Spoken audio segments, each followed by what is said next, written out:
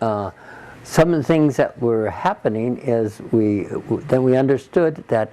a lot of the rocket propellant was being sent up from Utah, from I think Ogden, Utah, and so there began a campaign on the tracks, trying to meet these trains, bringing up the propellant that would go in by train into the base, the Bangor submarine base itself, and so Jim Douglas and the Ground Zero community kind of organized that a lot about the campaign to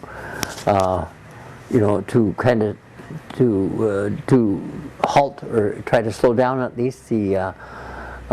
delivery of the propellant, the rocket propellant from Ogden, Utah into the base itself.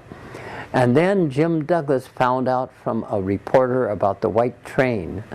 and that's where that campaign began. And basically, he understood that the reporter informed Jim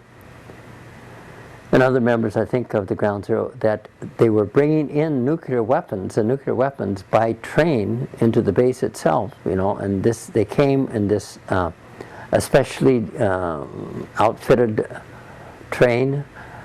coming all the way from Amarillo, Texas, up, using Burlington Northern route or sometimes Union Pacific routes or whatever way to get into the base. And then that was a huge campaign that began to happen, and Jim Douglas and Shelley and others of that community organized. It was just a really remarkable opposition, there were something like, I think, close to 200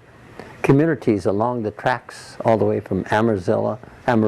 communities in Wyoming and Montana and in Idaho and Washington, just all the way up from Texas, that were organized to oppose the trains coming, and so that was when a real sense of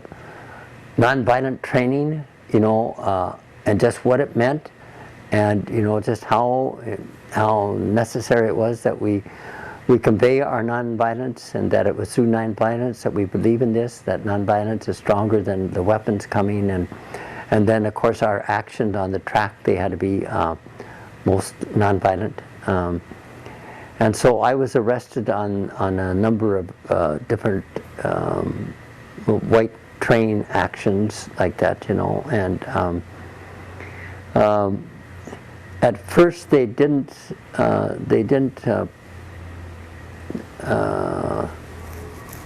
at first they were they were letting them go or dismissing some of them, but they did eventually start prosecuting and bringing that to trial.